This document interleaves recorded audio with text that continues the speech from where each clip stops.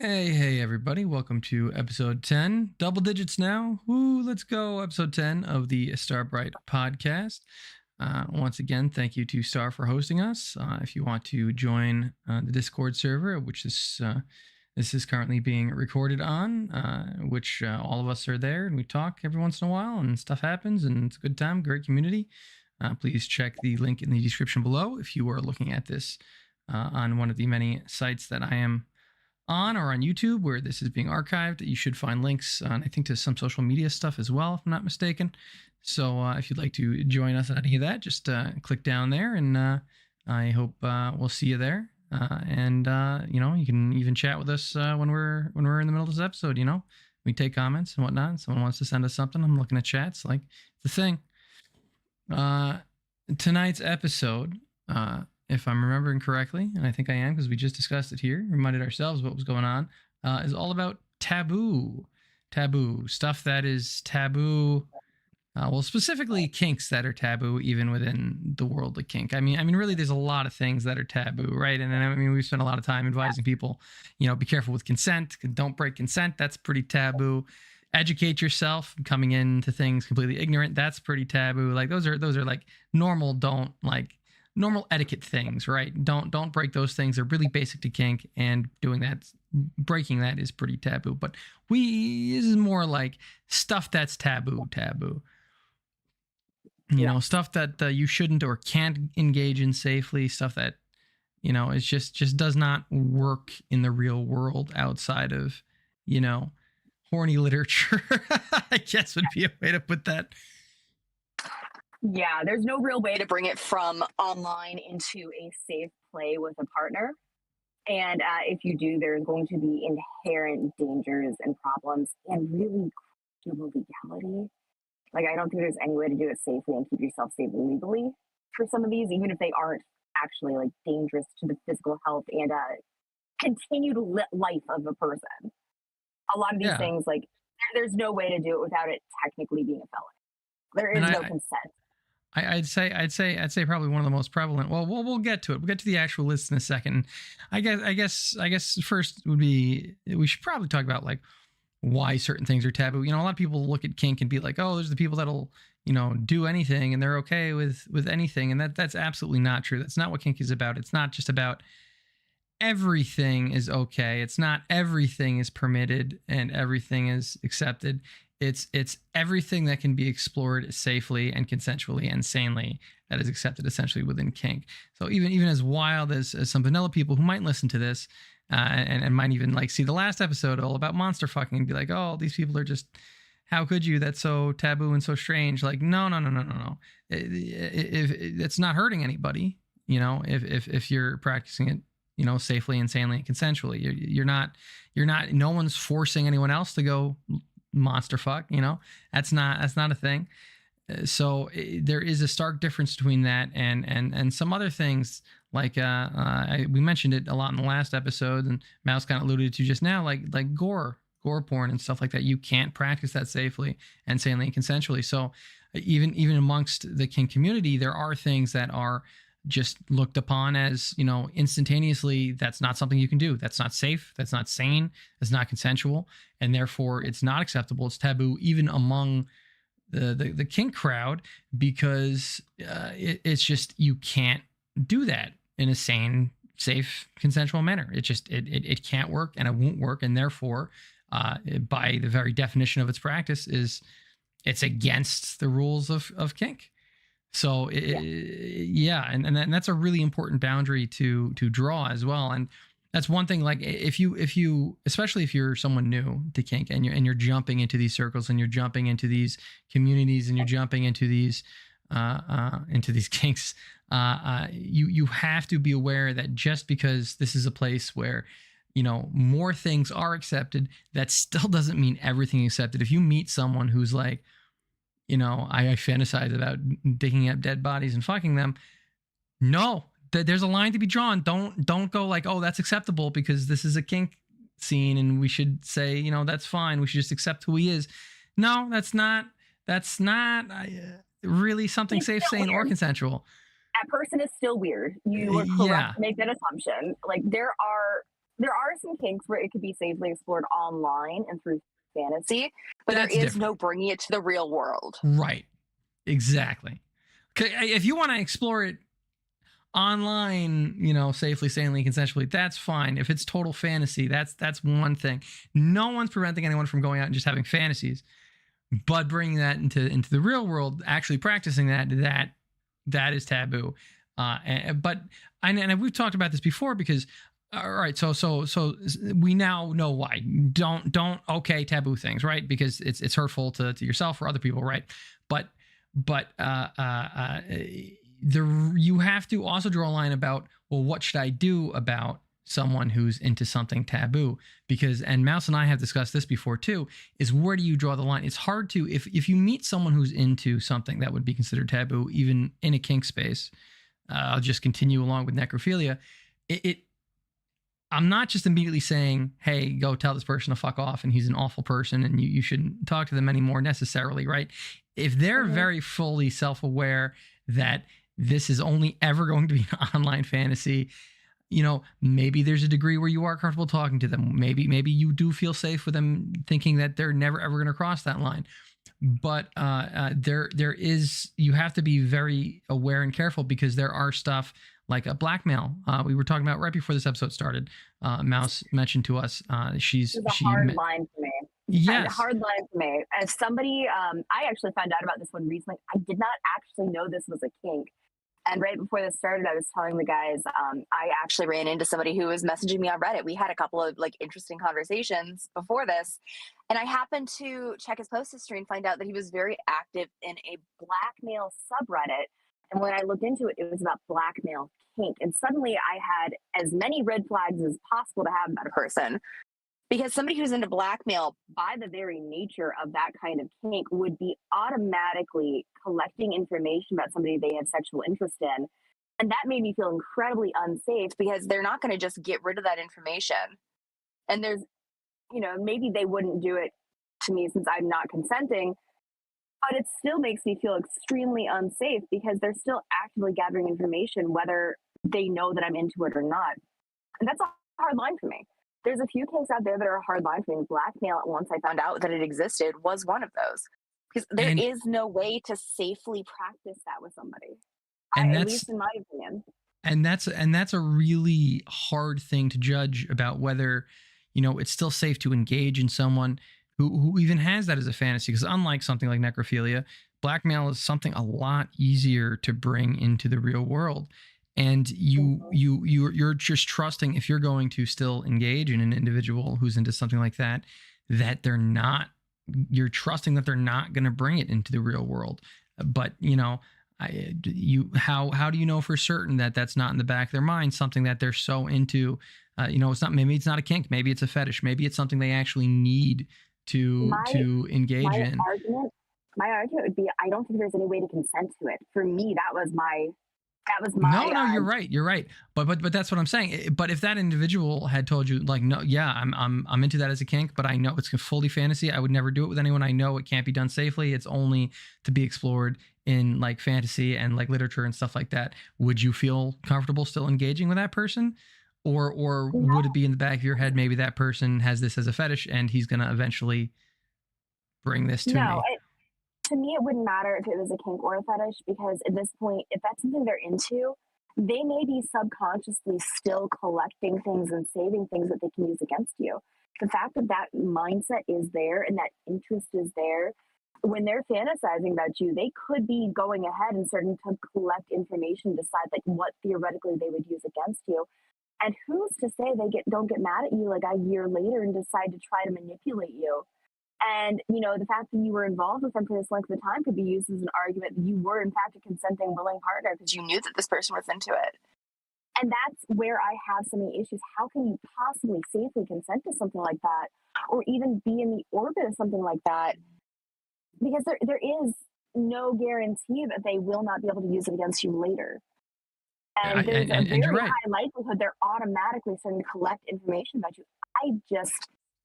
Every person I've spoken to, at least in my circle, has agreed that it was the right call to just cut that conversation off immediately and no longer engage. No, I do agree with that because there is no way, especially since it's a random person, there is no way of knowing that they won't be doing that, and but that's what I mean. It's really hard when it's someone like a stranger online, someone you're just meeting in these circles.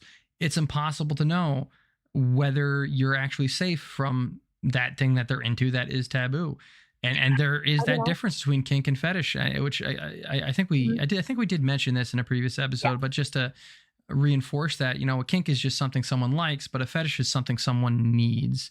And so a fetish is like almost an obsession. It's an obsessive kink. And so if someone, especially if someone fetishizes something that's taboo, now that to me, if that's a fetish for someone, that you immediately draw the line, get away from, because that they can't help but bring it into their life Mhm. in any way they can. And so if someone has a fetish for blackmail, don't ever talk to them, because they're going to blackmail you. They just can't help themselves. Yeah. That's what they're into. I would uh say I would say strongly there are certain kinks that, even if it's not something that they're bringing to the table all the time, it may still be in the back of their mind. It may still be something they're engaging with in fantasy. And fantasy cannot help but carry over to real life in some ways. And things like blackmail, where they're actively gathering information, that's one of those things that they don't lose just because they're not in that like fantasy mindset. They're still going to have that. So that's where you're not wrong. that's where I personally draw the line on that one.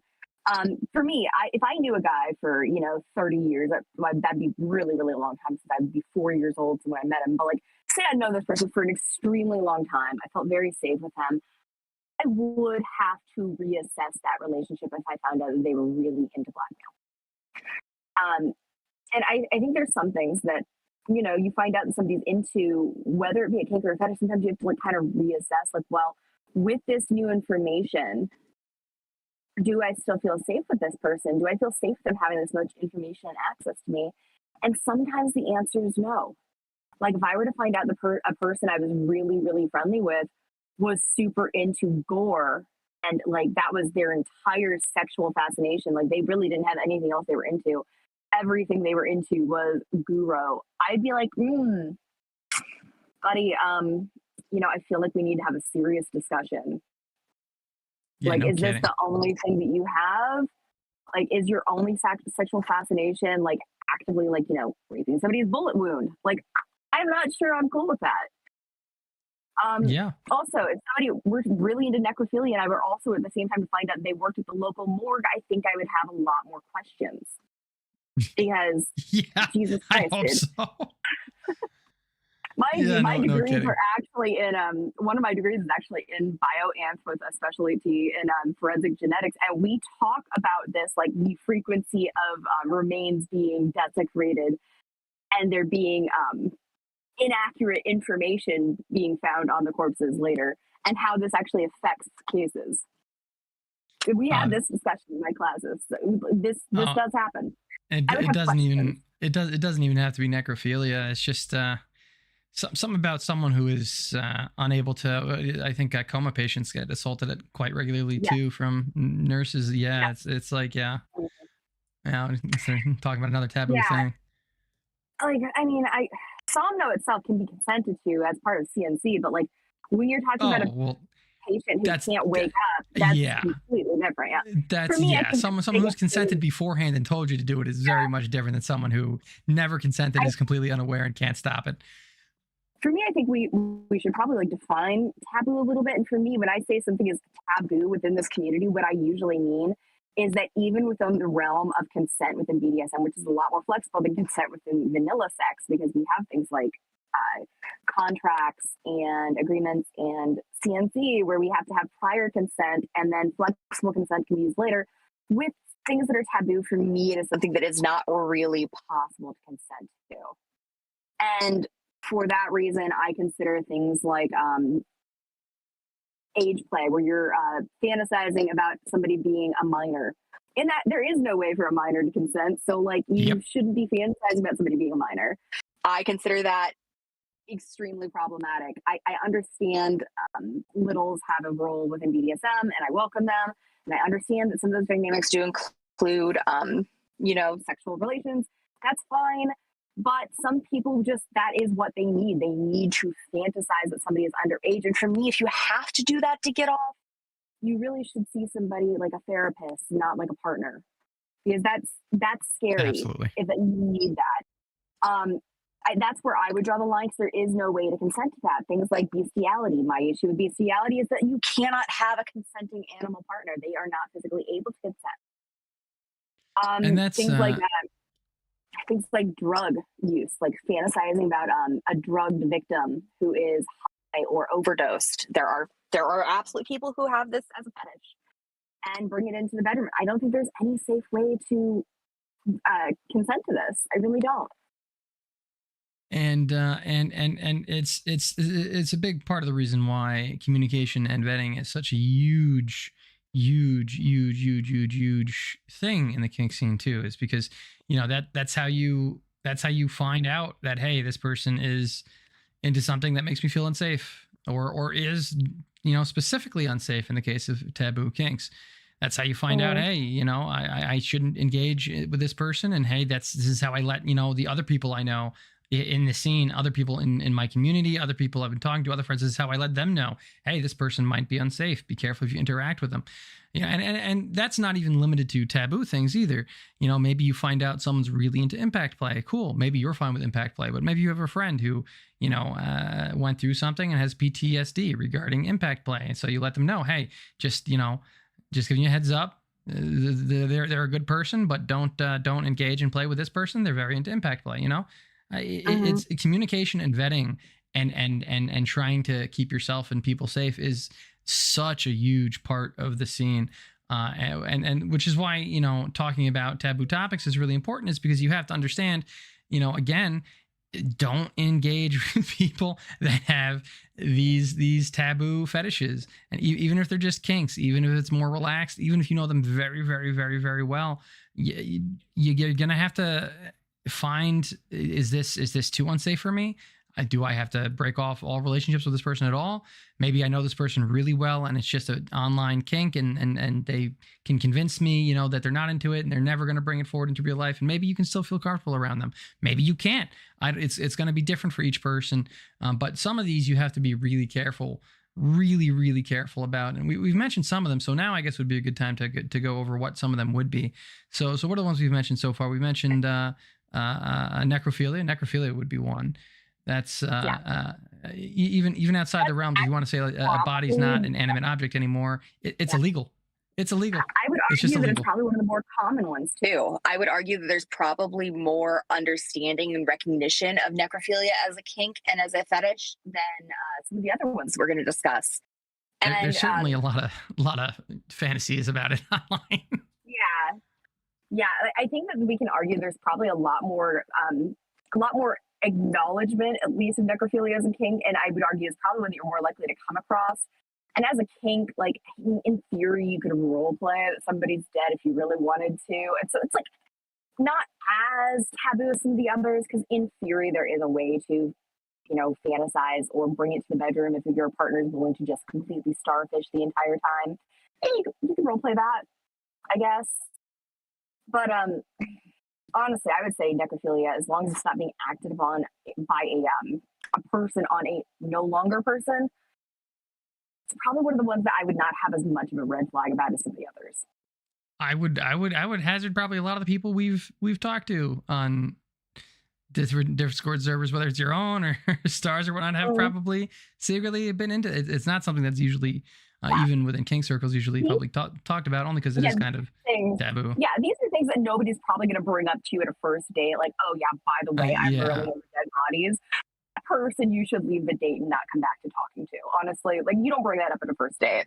That's No. something when you're really going through vetting, you start to list kinks, and they might go, "Oh yeah." Sometimes I'm like really into porn that involves dead bodies. It's nothing I would ever bring to the table or anything. I just want to let you know that if you do see this in my history, full disclosure, sometimes I do, but it's just something I look up from time to time. If that was the conversation, it'd be totally different. Same thing with a lot of these other things. If it was just something they looked at once in a while, it wouldn't be much of a red flag. But if that was their entire search history, it's a completely different topic. Yep. And that's the big difference between something that's just a kink, something that might enjoy thinking about, and something that's like a fetish that they need. Here's an example of one that can't even be done. Well, I guess you could role play it out if you really wanted to work on your makeup skills. But gore and vor is one. Both gore and vor are you can't. Yeah, you cannot. There's no way to legitimately bring that into life without it being fucked. Completely unsafe, illegal, dangerous, harmful in every way possible. Yeah, there's just no way to bring it forward. I would argue that the fact that it would even exist in somebody as like that is their main focus, you should run, because we're talking who is that famous serial killer? Bundy? Who? No, it wasn't Bundy who ate people. Who was it that ate people? Are you talking about Ed Gein, who used to make furniture out of people? Yeah. Well, no, I don't think he ate anybody. Who was the one that ate people? I'm drawing a blank. I know history buffs or murder buffs are gonna hate me. Yes, that was the one. Thank you. Our fellow Ohioan. Yeah. Yeah. I know. I'm really terrible with names, so I apologize to all the true crime people. You can eviscerate me. It's fine. I deserve it. I should know the names, but I don't. Yeah, gore and vor. Vor itself is weird. It really is. I'm not a fan. I find it a little disheartening when somebody's like really into it. Like it is like almost a natural like step forward from biting. Some people are really into biting. Biting is fun, but once you take a chunk out of somebody, we're no longer fine. It's not cool. It's not okay. Yeah, that's not healthy fun play. That's no. No. I get a little too hard there, buddy. Chill. The one that really, really bothers me is not just gore, but like extreme gore. I have seen way too much extreme gore come up in people who will message me, especially on platforms like Reddit. I actually, before I have a conversation with them, before I even respond to them, I look at the post history. The people I automatically block are the ones who are into blackmail. Sometimes Guru, depending on how much they're on, or always Guru, and sometimes Vor. Vor depends on like how much they're on that subreddit or how much they're talking there. That's like one of the things they post for a lot. Automatic.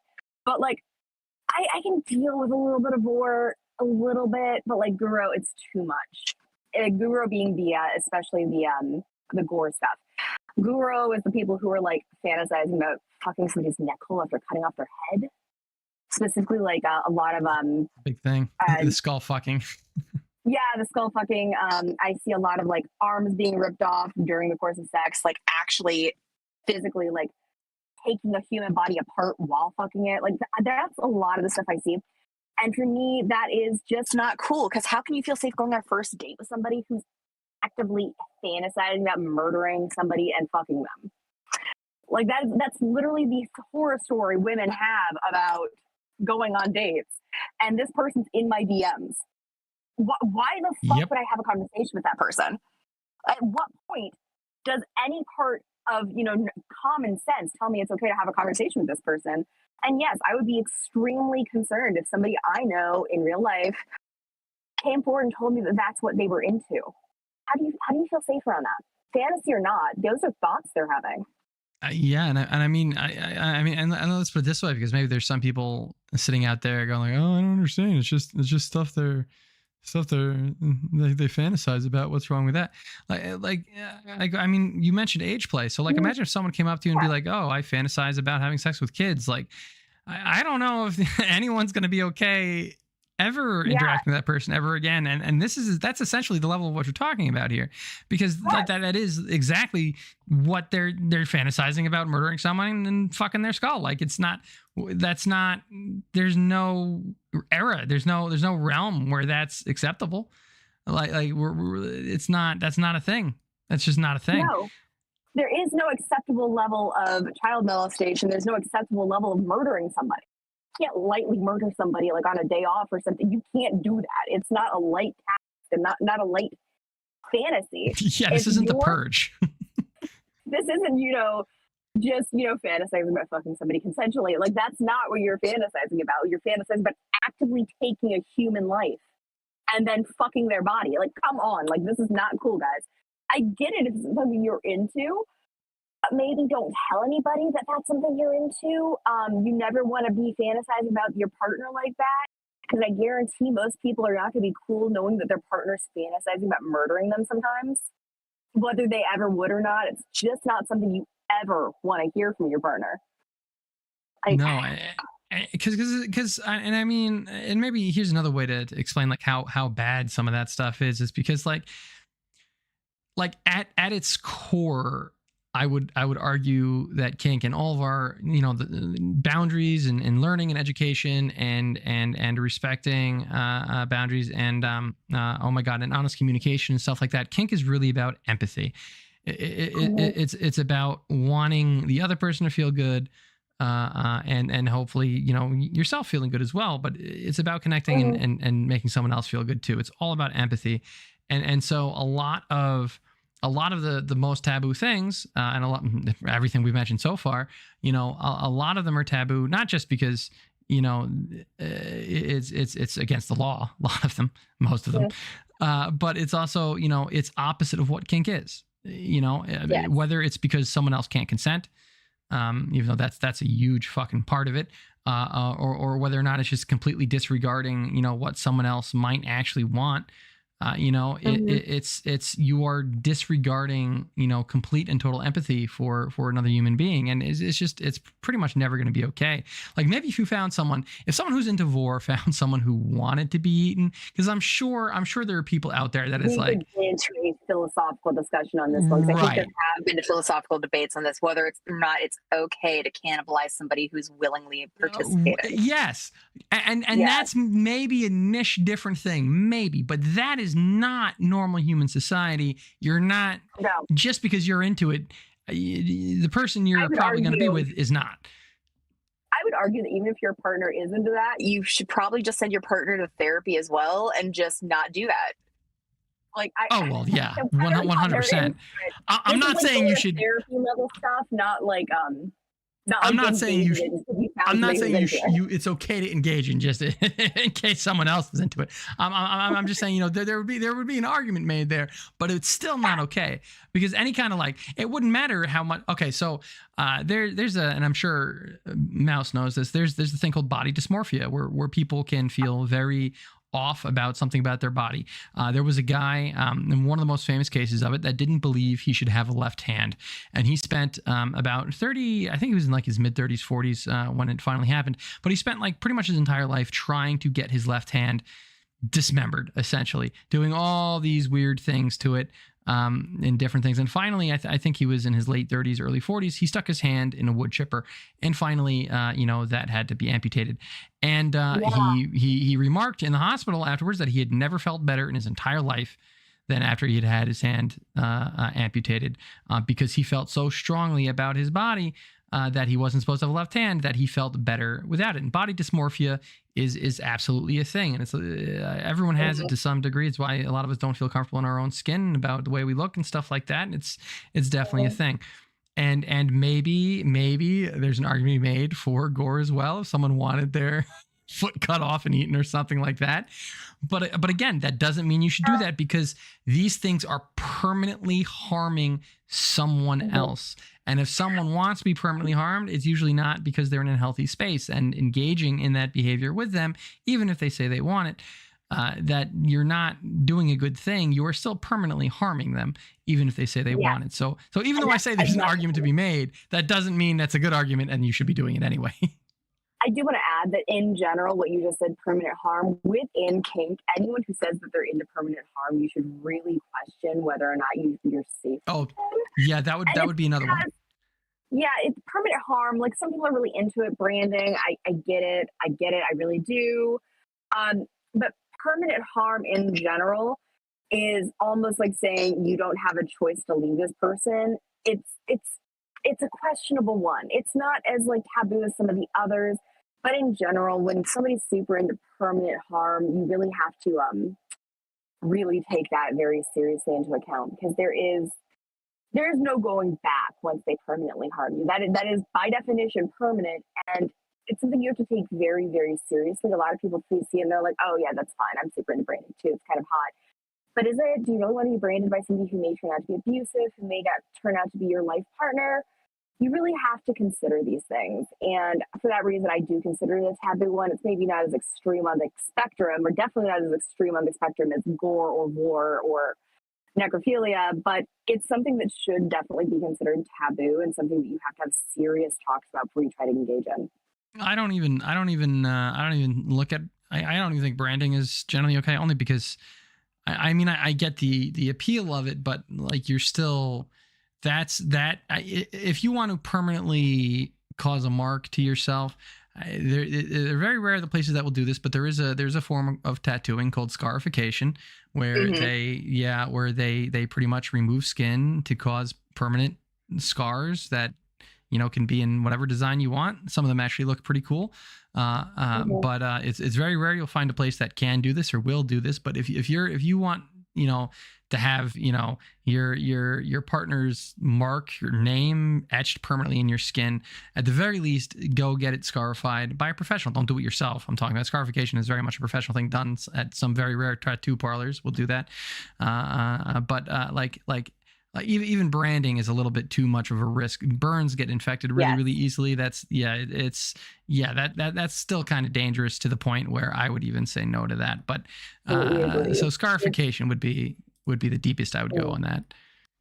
Yeah, I would absolutely agree. I recognize that branding is something that's actually surprisingly common, but I personally would not encourage anyone to engage in that at all because, like you said, the risk of infection is very high. Another thing that we'd actually talked about before this started is what we do in kink.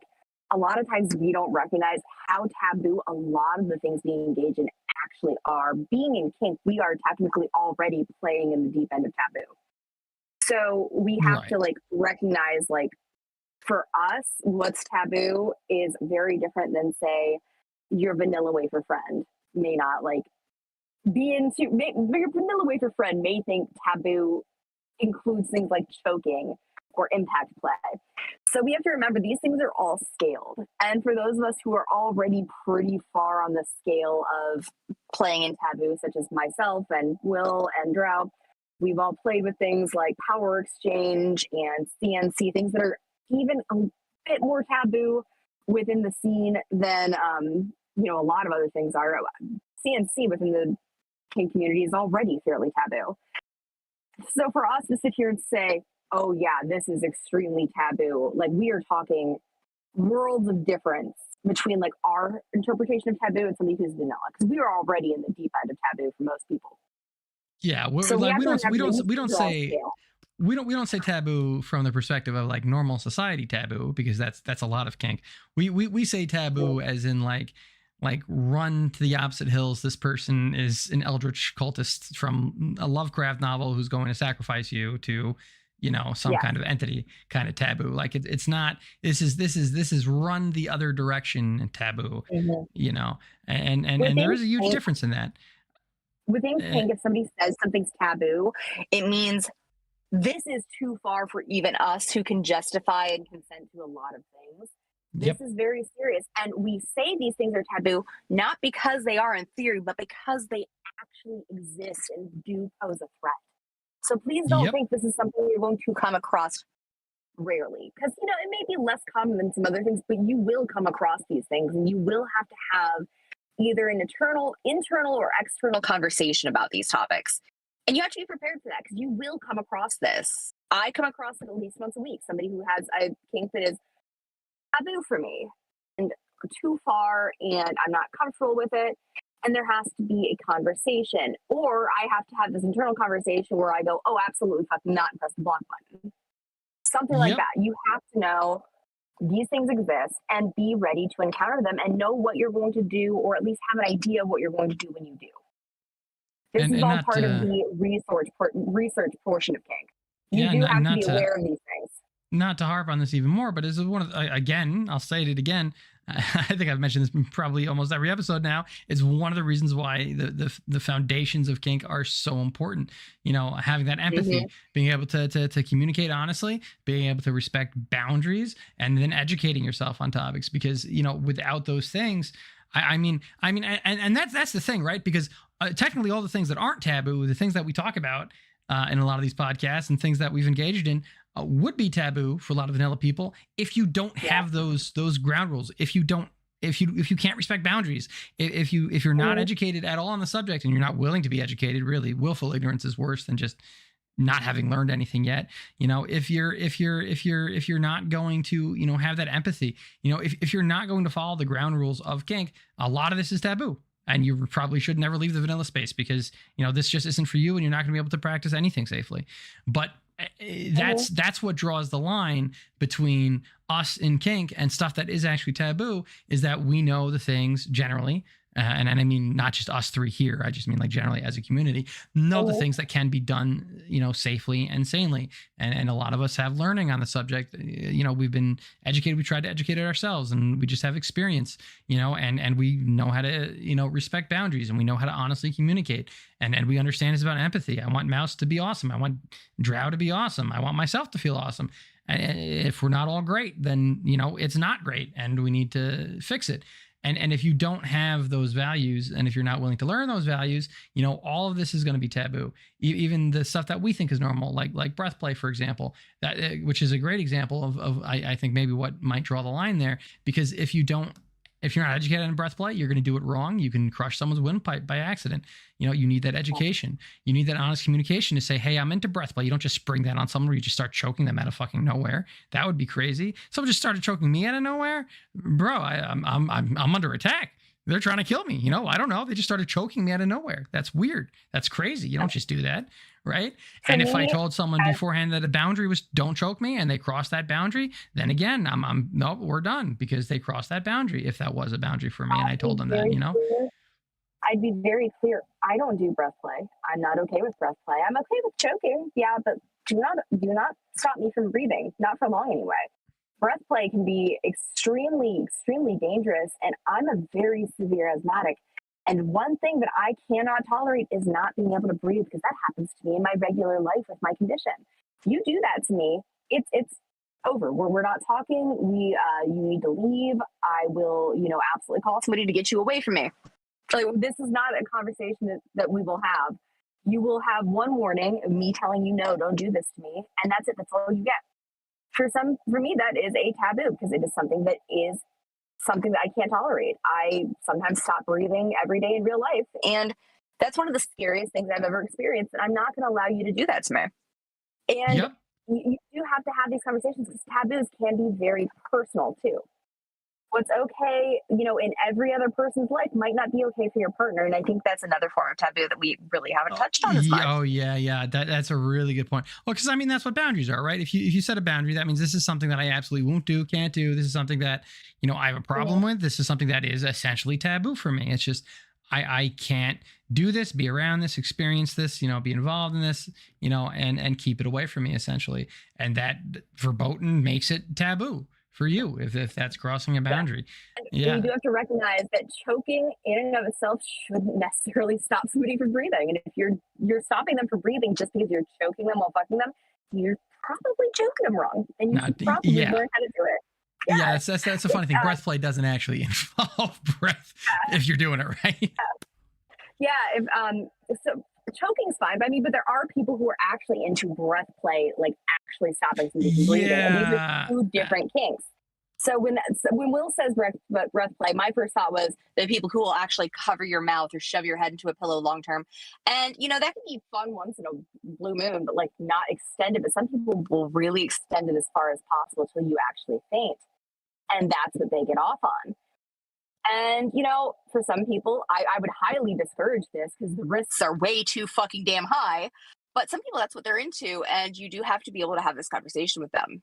Because in theory, this is something you can consent to. This could be part of CNC, but it should be taboo. It should be a taboo topic.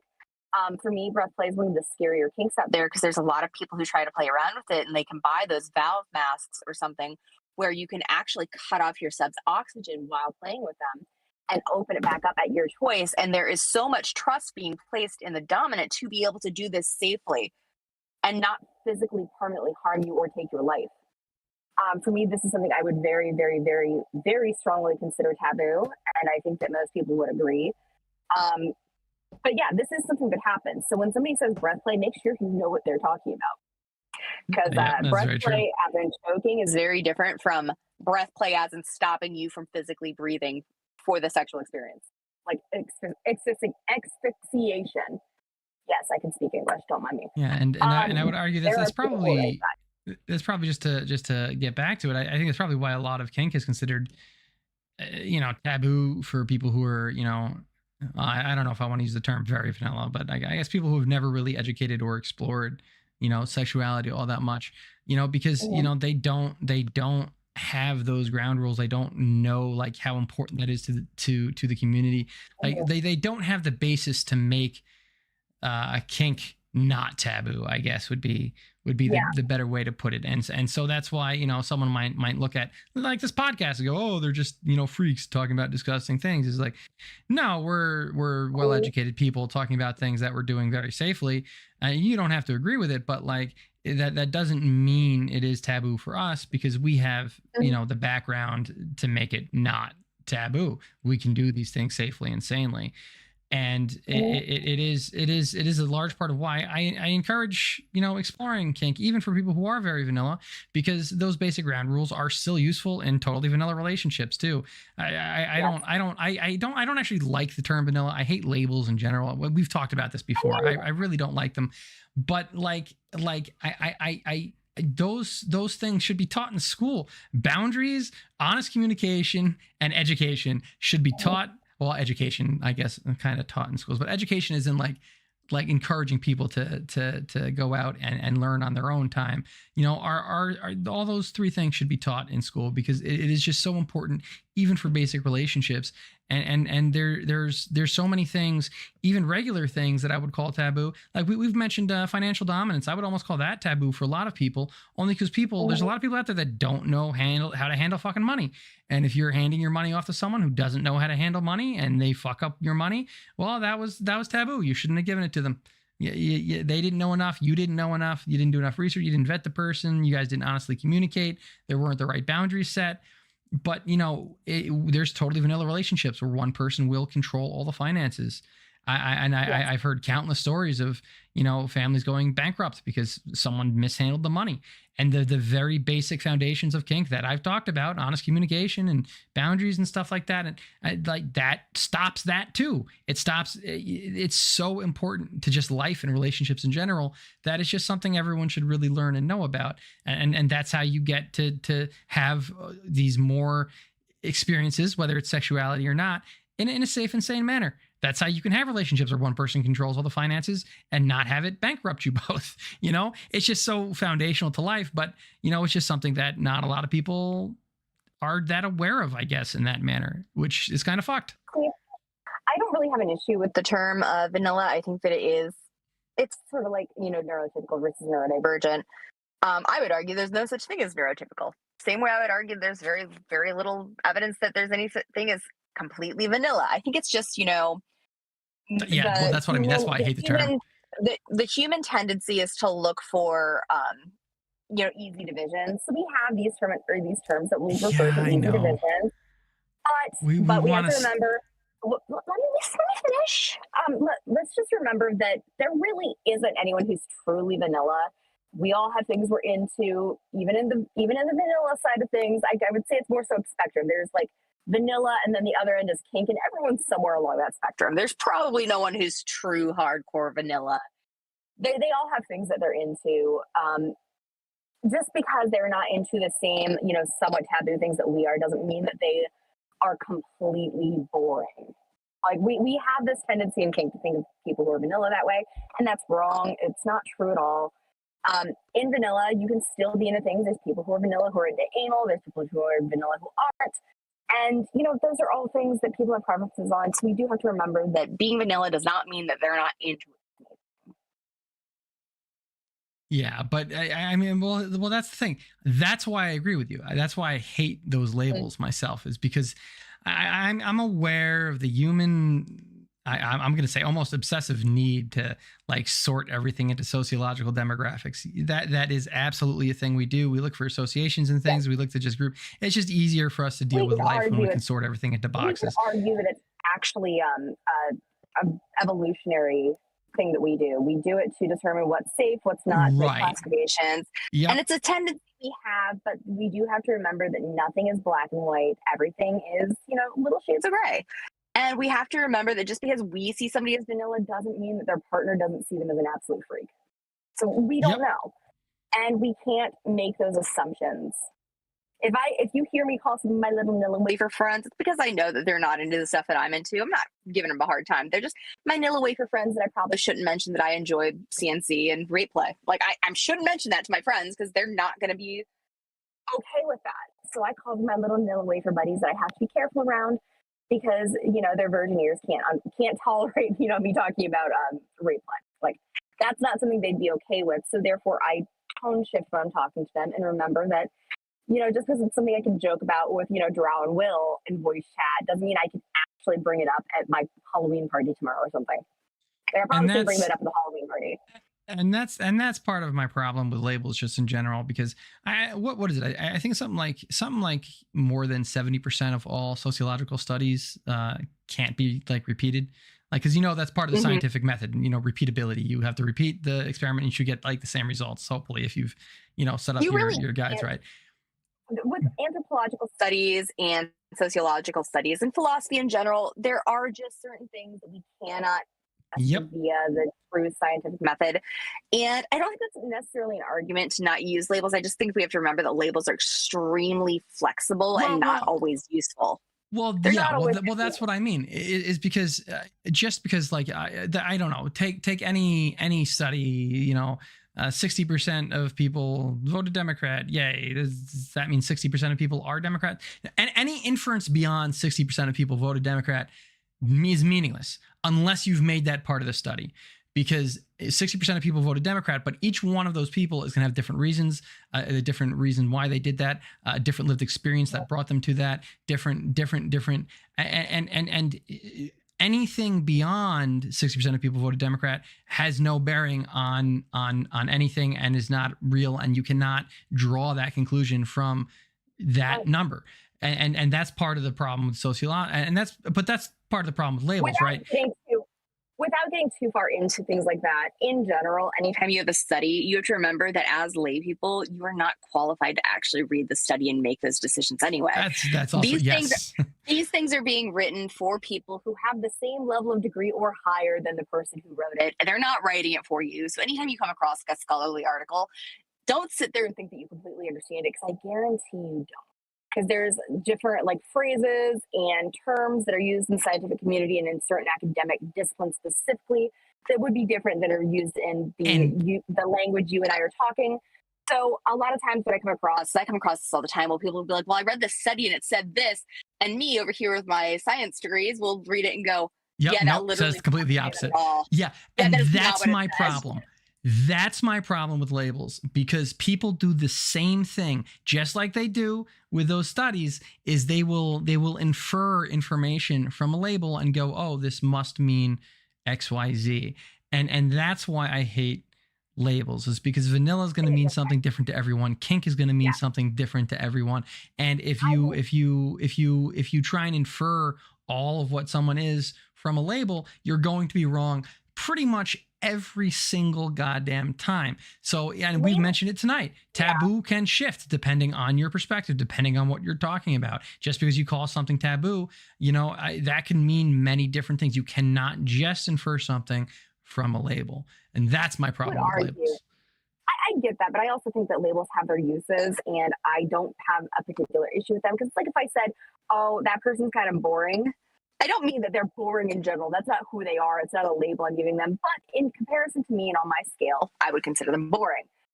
If I see somebody's vanilla, I am saying that I probably shouldn't talk about rape, kink, or how much I like being, tied up in front of them. Like, that is just, they're vanilla because that is something I can't say in front of them.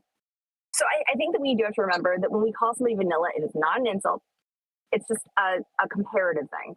We're using comparative language to explain differences in things. And for that reason, like, I don't really consider vanilla to be a label so much as a comparative statement. It's like I would say that so-and-so is boring. I don't mean they're boring. I actually think they might be extremely interesting in some things. I just probably wouldn't invite them to the party. They're probably not going to have a good time. And, when we start drinking, they're probably just going to get upset. And they're going to, sit in the corner and be unhappy the entire time. Maybe they're not a boring person, but they would be boring in that context, at least to me. So I'm probably not going to invite them to the party. I mean, if I did invite them, I'd have to make sure I invited them somewhere they would enjoy. so they can Yeah, thrive. and I do recognize the useful nature of labels. I mean, again, like you mentioned, that is something we have literally evolved to do. It's part of our life. But that also, I bring it back to what we've talked about in this episode. What is taboo is essentially a sliding scale. There is, I think, a very bottom line, which is kind of what we talked about, where there are things that can literally not be brought into real life and done safely, sanely, or consensually. So those are absolutely taboo. Pretty much almost inarguably. But it is a sliding scale. There are other things that are taboo for some people and not taboo for others. Like we mentioned I would before, argue taboo mouse is can't do another breath play. aspect.